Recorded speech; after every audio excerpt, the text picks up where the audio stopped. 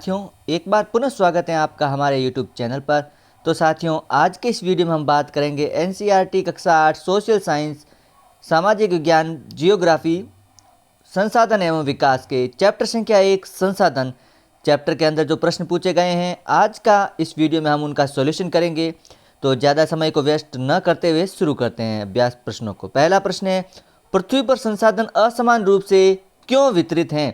तो आंसर लिखेंगे, प्राकृतिक संसाधनों का वितरण भूभाग, जलवायु, ऊंचाई जैसे अनेक भौतिक कारकों पर निर्भर करता है। इन कारकों में अंतर के परिणाम स्वरूप पृथ्वी पर संसाधनों का असमान वितरण हुआ है। पृथ्वी पर इन कारकों में अनेक विभिन्नता पाई जाती हैं और इन्हीं विभिन्नताओं के कारण पृथ्वी पर संसाधन असमान रूप से वितरित हैं।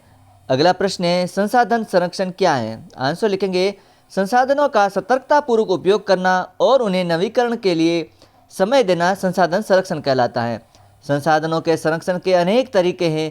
प्रत्येक व्यक्ति उपभोग को कम करके पुनःचक्रण और पुनः उपयोग द्वारा योगदान दे सकता है, अर्थात संसाधन संरक्षण कर सकता है। अगला प्रश्न है, मानव संसाधन महत्वपूर्ण क्यों है? आंसर लिखेंगे, एक संसाधन के रूप में मनुष्य महत्वपूर्ण है क्योंकि उसमें अन्य सभी संसाधनों से मूल्य निकालने की क्षमता होती है। लोग और अधिक संसाधन बनाने के लिए पृथ्वी का सबसे अच्छा उपयोग तभी कर सकते हैं जब उनके पास ज्ञान, कौशल और प्रौद्योगिकी उपलब्ध हो। इसमें मनुष्य ही एक विशिष्ट प्रकार का संसाधन है। शिक्षा और स्वास्थ्य मनुष्य को एक मूल्यवान संसाधन के रूप में मदद करते हैं। अगला प्रश्न है, सतत पोषणीय विकास क्या है? आंसर लिखेंगे, सतत पोषणीय विकास से तात्पर्य यह है कि संसाधनों का सावधानीपूर्वक उपयोग ताकि न केवल वर्तमान पीढ़ी की अपितु भावी पीढ़ियों की आवश्यकताएं भी पूरी होती रहे। संसाधनों के उपयोग की आवश्यकता को संतुलित करना और उन्हें भविष्य के लिए सुरक्षित रखना सतत विकास कहलाता है। अगला है, सही उत्तर पर निशान लगाएं।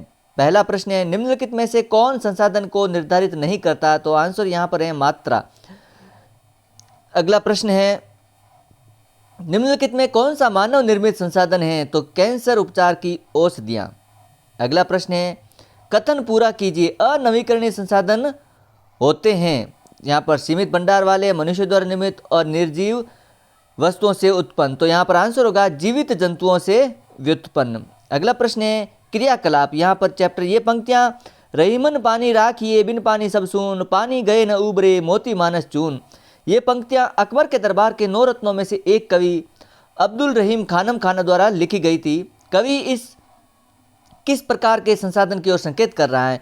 इस संसाधन के समाप्त हो जाने पर क्या होगा? इसे 100 शब्दों में लिखिए। तो इसमें लिखेंगे, कवि इसमें जल के संसाधन की ओर संकेत दे रहा है। कवि इस दोहे में कहता है कि जिस तरह से पानी के बिना आटे का और चमक के बिना मोती का कोई महत्व नहीं होता, उसी तरह मनुष्य की भी बिना विनम्रता के आभाहीन हो जाता है और उसके मूल्यों का पतन हो जाता है। कवि बताना चाहता है कि यदि जल हमारी पृथ्वी से समाप्त हो गया तो हमारी दशा कैसी हो सकती है। जल की एक एक बूंद मूल्यवान है। हम जल के बिना जीवित नहीं रह सकते। जल संचरण की क्रिया समाप्त हो जाएगी। जीव जंतु पानी की कमी के कारण धीरे धीरे समाप्त होने लगेंगे। पृथ्वी पर लोगों को सूखे की समस्या का सामना करना पड़ेगा। समुद्री मार्ग समाप्त हो जाएंगे। पृथ्वी का तापमान धीरे से बढ़ने लगेगा। कृषि प्रक्रिया संभव नहीं हो पाएगी। कोई उद्योग नजर नहीं आएगा। सार्थक शब्दों में जल ही जीवन है, जल नहीं तो हम भी नहीं। अगला है, आओ और खेलें। प्रश्न है, सोचिए कि आप प्रागैतिहासिक काल में एक ऊंचे हवादार पठार पर रहते हैं। आप और आपके मित्र तेज पवनों का उपयोग कैसे करेंगे? क्या आप पवन को एक संसाधन कह सकते हैं? अब कल्पना कीजिए कि आप वर्ष 2138 में उसी स्थान पर रह रहे हैं। क्या आप पवनों का उपयोग कर रहे हैं? कैसे पता? क्या आप बता सकते हैं कि अब पवन एक महत्वपूर्ण संसाधन क्यों है? तो आंसर लिखेंगे, प्रागैतिहासिक काल में पवनों का उपयोग हम नहीं करते थे क्योंकि उस समय हमारे पास कौशल शिक्षा की कमी थी। उस समय में हम पवन को संसाधन नहीं कह सकते थे, लेकिन आज के समय में कह सकते हैं। आज के समय में पवनों का उपयोग हम बिजली उत्पादन, खाद्य उत्पादन और परिवहन के रूप में करते हैं। अगला है, एक पत्थर, एक पत्ता, एक गत्ता और एक टहनी लीजिए। सोचिए कि आप इनका उपयोग संसाधन की बातें किस प्रकार कर सकते हैं। नीचे दिए गए उदाहरण से विवेचना कीजिए। तो पत्ती का दवाई बनाने में, सजावट के लिए। पत्थर का उपयोग करेंगे खेलने के लिए, मसालों को पीसने के लिए। गत्ते का उपयोग करेंगे घर, खिलौना और गुलदस्ता के लिए। टहनी का उपयोग करेंगे दातुन करने, खेल खेलने, कलम बनाने में। तो साथियों, इस प्रकार ये चैप्टर यहीं पर समाप्त होता है। यदि आपको इसका PDF डाउनलोड करना है तो वीडियो के डिस्क्रिप्शन में वेबसाइट exammodelpaper.in का लिंक दिया गया है। आप वहां पर जाकर के इस PDF को ईजिली डाउनलोड कर सकते हैं। साथियों, यदि वीडियो अच्छा लगे तो लाइक और शेयर ज़रूर करें। चैनल पर पहली बार तो चैनल को ज़रूर सब्सक्राइब करें। मिलते हैं एक अन्य चैप्टर के सॉल्यूशन के साथ।